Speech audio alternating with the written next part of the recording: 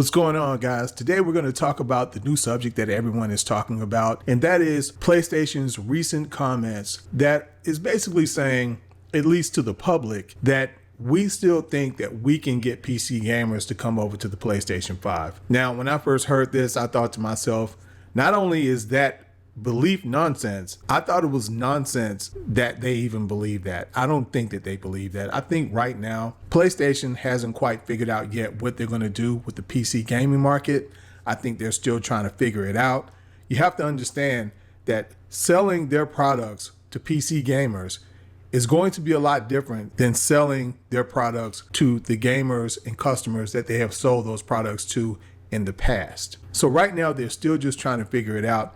There's no way you're going to tell me that they actually believe that of course, there will always be a few people that will buy a PlayStation 5. I believe that any PC gamers who own a PC that would get a PlayStation 5, I think they already have a PlayStation 5. I had a PlayStation 5, but I'm not going to go over the whole story. I don't have it anymore, but I'm not going to go into that anymore. But the long story short is that I actually ended up gifting it to a kid, a friend of mine's kid. And I had intended on buying another one, but for reasons I'm not going to get into, I just didn't. One of those reasons is because I own a PlayStation 4. And PlayStation was still putting a lot of their games on the PlayStation 4.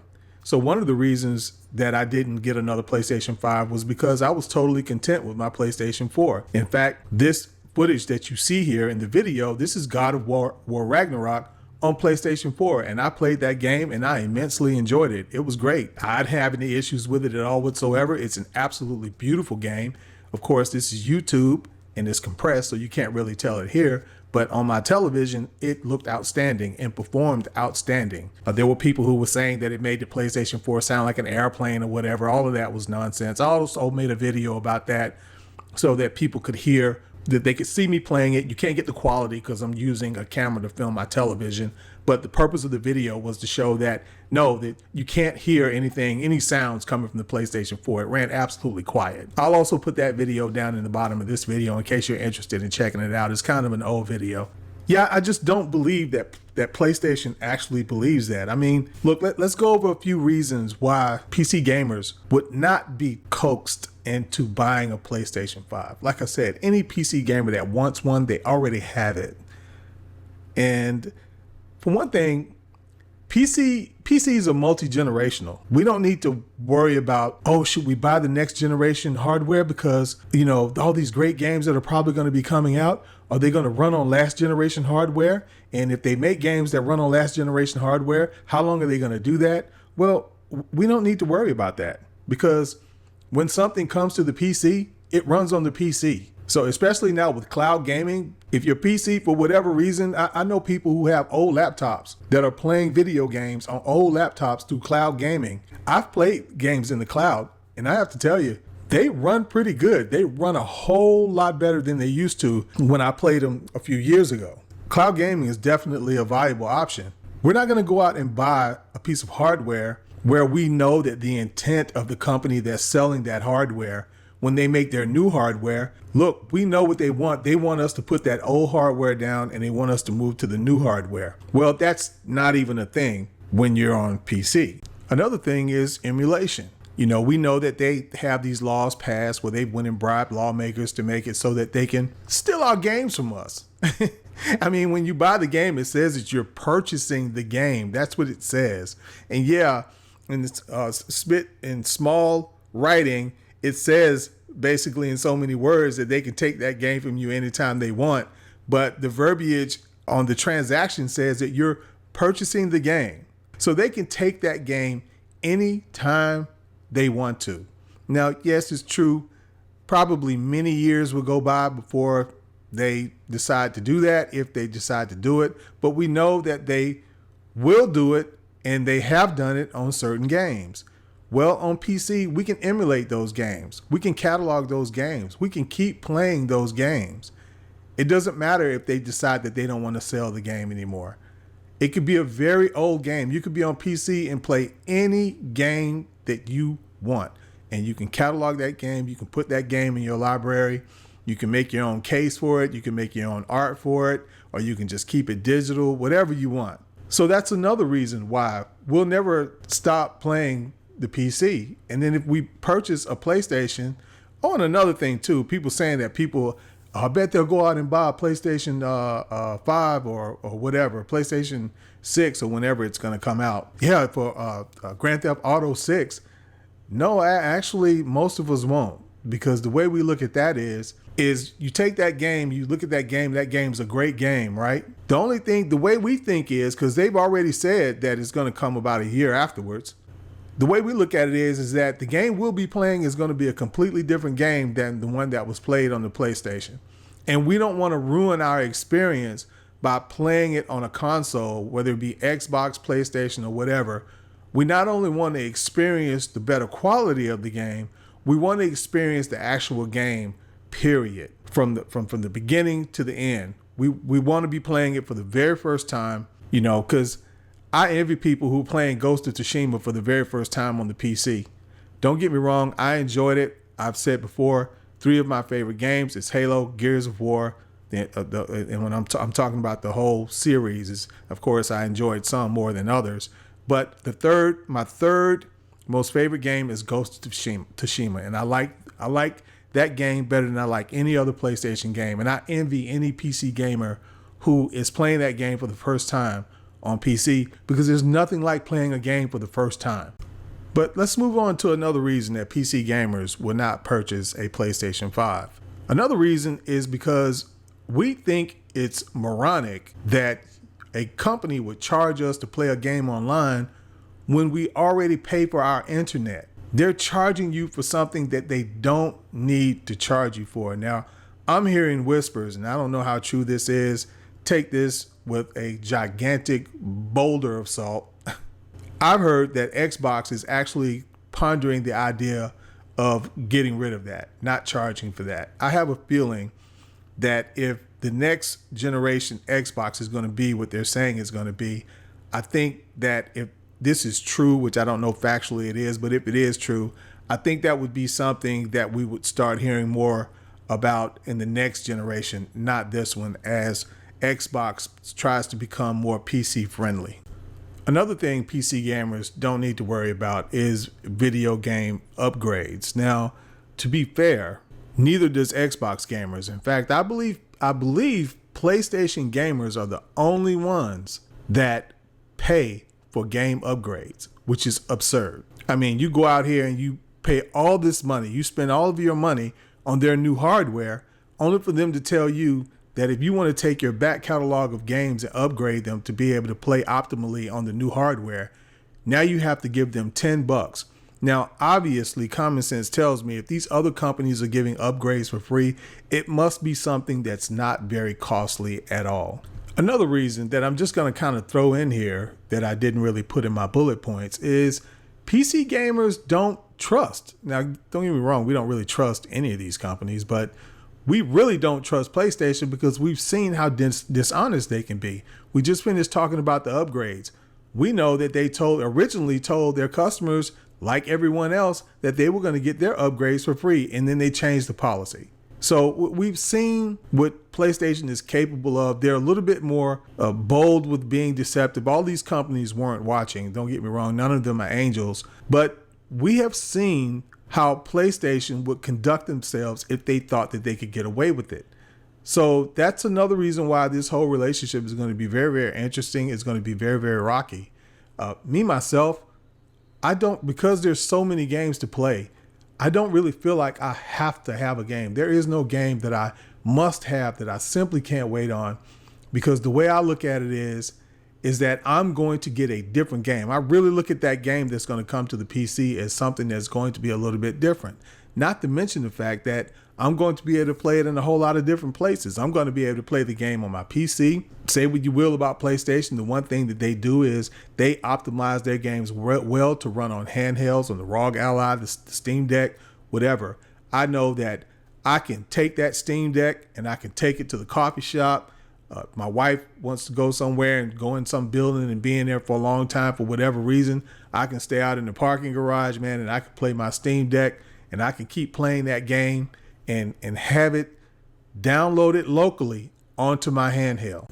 Now, another reason why PC gamers love playing on PC, for some people this might be a small thing, especially if you don't use it, but I love it. And that is the ability to wish list a game. I get emails every day about games that go on sale. And when I can check it out. If it went down to a price that I think is reasonable, I can purchase it, or I can just wait on another sale. And that's such a great feature to have. So you put these games on the PC. If we think, okay, we don't want to pay that price for it. This looks like a pretty good game, but we don't want to pay that for it. We wish list it. Soon as it goes down, you get an email saying, hey, the game went down $5. Game went down $10. Sometimes these games have a flash sale where they go down about like half, but they're not going to be at that price long, and they bounce back up. But if you wish list it, you'll know it as soon as that game price makes a move. Now, another reason why a lot of PC gamers aren't going to go to PlayStation is because we know that many times when PlayStation, not every time, not 100% of the time, but many times when PlayStation put their games on the PC, those games come in, first of all, much better quality. Second of all, cheaper, $10 cheaper. And then third of all, many times they come with all the fixings, meaning all the DLC, all the outfits, any games, whatever. We get the deluxe edition. In fact, if you look at Ghost of Tsushima on the PlayStation Store for the PlayStation 5, it's still almost $70. It's $69.99. So let's just keep it real. That's $70. But if you look at Ghost of Tsushima right now on Steam, the deluxe edition is $59.99. Right now. So right now, the exact same game on the PlayStation Store is $69.99. And that same game on Steam is $59.99. Horizon Zero Dawn released on Steam as a complete edition. If I remember correctly, that was $59.99. It's on sale now on Steam for $49.99. But it released cheaper than it did on the PlayStation as a complete edition. You got everything with it. And that's a great game too, by the way. Horizon Forbidden West released for $59.99. Again, another complete edition. Keep in mind, when this game sold on the PlayStation, it was just the game, and it sold for full price. I forgot exactly what that full price was, but I believe back then games were still $60. I don't think that they had quite jumped up to $70 yet. But anyway, it was just the regular game. It wasn't the complete edition. It was just the regular game for $60. On PC, we're getting the complete edition for what is essentially $60. Now, as PC gamers, here's the thing that we have to contend with. Now, I like it the way that it is. I like the fact that when we do get the games, we get them cheaper and we get them with everything. If PlayStation were to ever be pressured into releasing these games day one, the day that they actually release, we're going to get charged the full price. When I say full price, it's possible they might come in maybe a couple of dollars cheaper on the PC, because that's a common thing. That's something they probably could get away with. But they're not going to be able to come in a couple of dollars cheaper and give us the complete edition or any other types of editions. That would just be the vanilla game. And more than likely what will happen is we'll get a complete edition to come out, but that complete edition will come out at the same time that it comes out and it's available on the PC. The PlayStation 5, and it's probably going to cost the same. But that vanilla game is going to always be vanilla. They're never going to merge that DLC over with the original game.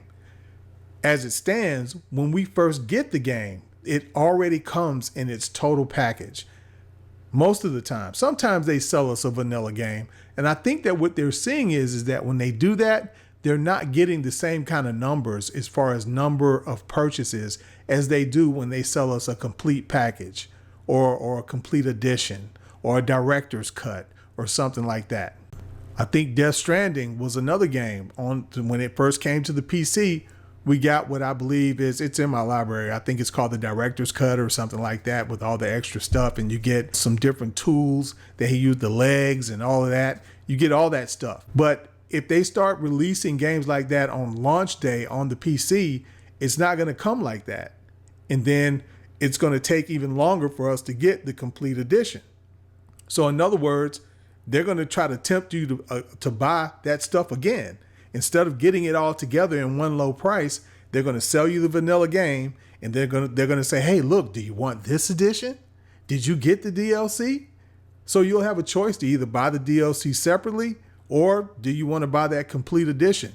But you've already purchased the vanilla edition, which would probably come out, the complete edition, or these new editions will probably come out about a year after the original launch day anyway. So I'm just saying, I kind of like it the way it is. I'm not really under any pressure to feel like I have to play a place. I don't feel the same way about PlayStation games that PlayStation gamers do. Well, a small circle of PlayStation gamers, because we all know that most PlayStation owners buy those PlayStations for a couple of different games. Some people call those people, moderate gamers. I don't know if I would necessarily call them the moderate gamers, because a lot of them, even though they don't play a lot of games, of those games that they do play, might be 2 or 3 of them, they play them religiously. So I don't know if I would necessarily call them. So some people call them casual gamers. So I don't really know if I would call them casual gamers just because they don't play a whole lot of games. I think a casual gamer would be somebody who dibbles and dabbles in the game every now and then and don't really know what's going on. A lot of people know what's going on in the industry when it comes to the particular game that they follow. I know people who play, like, for example, Call of Duty. They know everything that's happening with Call of Duty, but they can't tell you anything that's happening with anything else in the industry. They have no idea, of what's going on. In fact, when it comes to the console war, I send them videos of like, oh no, it's Alex, and so they can laugh at it or whatever. But if I don't send that to them, they don't even know that that's a thing. They don't even know that that's something that happened. They're on their Twitter. They don't get any of that stuff, any of that garbage on their Twitter feed or anything like that. So yeah, I kind of like it the way it is. Maybe if you're a PC gamer, maybe you want to get it on launch day. Maybe you're willing to pay full price. Maybe I'm wrong. I'm not all PC gamers. So if you're a PC gamer and you feel a little different, or if you agree with me, chime in the bottom to let me know. I would be really interested to see and hear what you guys have to say. If you like this video, please give it a like and comment down in the comment section. All that stuff helps the video out, and it makes it worth my time to make these videos, because it's telling YouTube that this is the type of stuff that you guys want to hear. And hey, look, if you're not subscribed, I'm going to ask you to subscribe, but now I'm also asking people to click the bell, so when I upload a video, you'll know that I uploaded the video, and then you'll be able to check it out. But hey guys, until next time, I hope you guys have a great weekend and stay safe.